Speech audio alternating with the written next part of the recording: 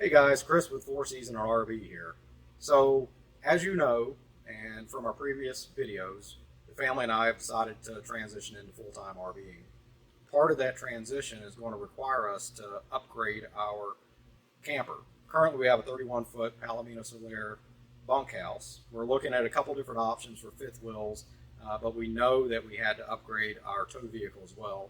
We previously had an F-250, great truck, I loved it. We were looking at various dualies and ultimately decided to go with an F-350 just because of the tow capacity, engine, and overall experience with the F-250. So when we purchased the F-350, there are a couple minor upgrades that I want to do. One of those is the truck didn't have mud flaps, rear mud flaps, when we purchased it. And after looking in the forums and reading reviews, I think it's important to put some type of barrier there just to protect the camper, fifth wheel, vehicles behind us, etc., just because of the amount of stuff that those dually wheels can kick up as you're driving down the road.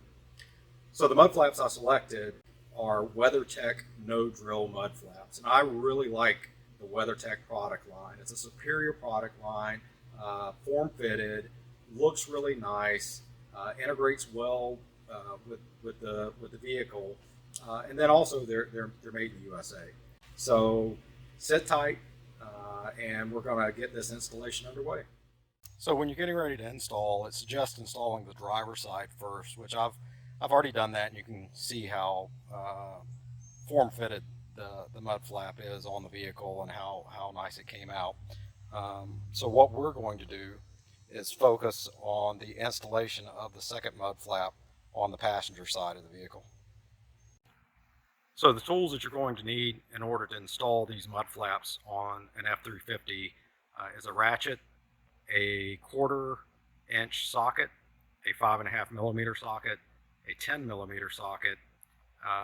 It suggests using a trim clip remover. I don't have one, but I do have these curved forceps as well as a couple flat screwdrivers, which I'm able to remove trim clips fairly easily with. You'll also need a 10 millimeter wrench and then a cleaning solution as well as a cloth in order to remove the dirt or debris in the area that you're going to install the mud flaps.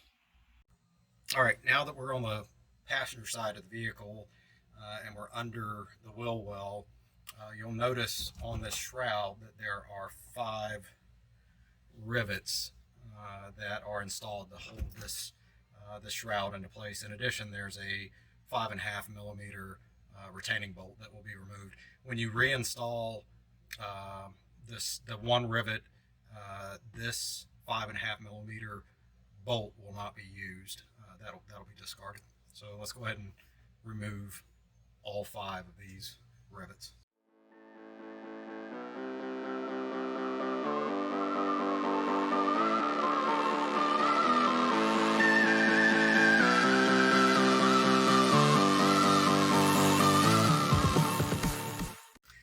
Now that the rivets have been removed, you still have the retaining bolt that you need to take out, and like I said, that's simply a 5.5 millimeter socket and a ratchet. So we'll go ahead and remove that as well.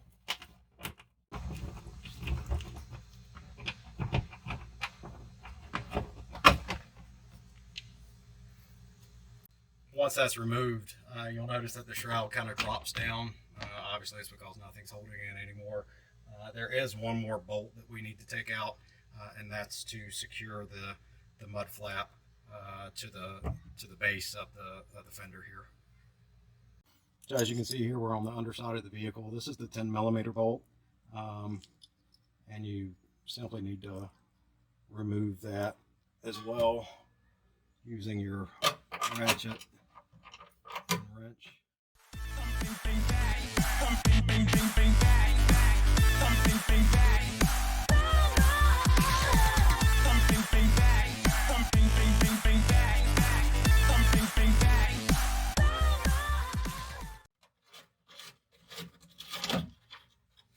You'll notice once this is removed, there's a washer here that you'll need to retain as well.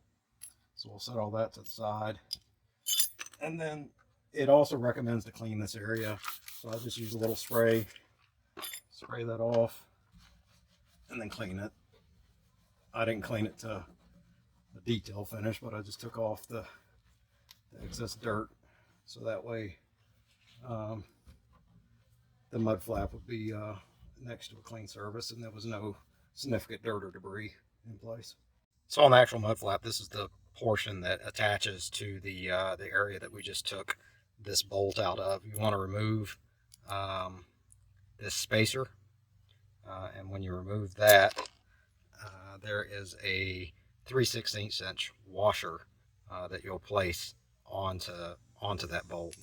So we place the 3/16 inch washer that then goes onto the mud flap as such, and then your spacer goes back in between, and then that will attach back into the same space we just removed the bolt from.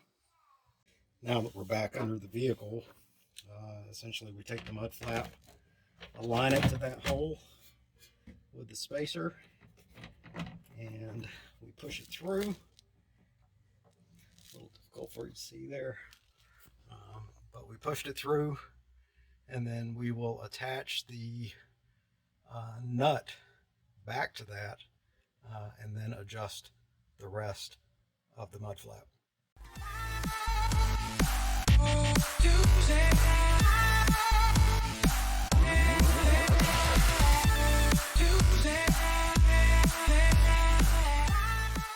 One of the steps, should have done this before I put the fender back on, but is to install these little clips so that those bolts actually have something to grip on when you go to attach the mud flap back on, so they just snap on as so. So we place those in four of the positions. The last one is right there, so we'll snap that on as well.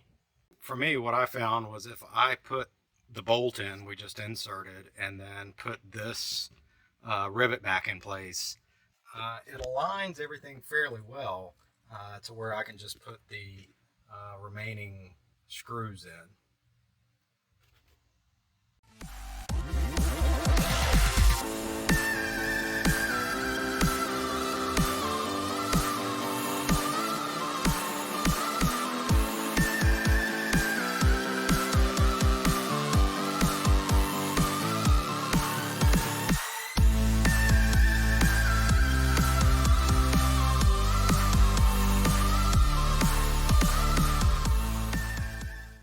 Now we have all the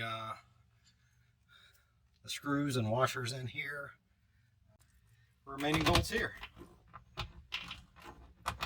So they are nice and snug.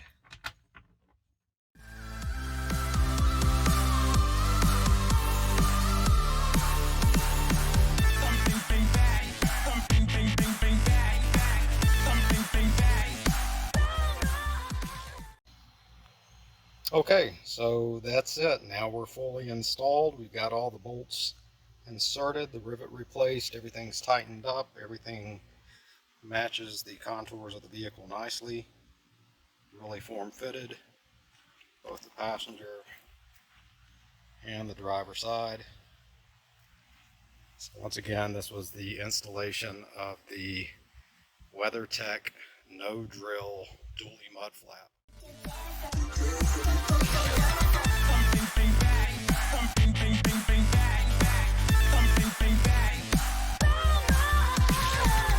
Bing, bing, bang.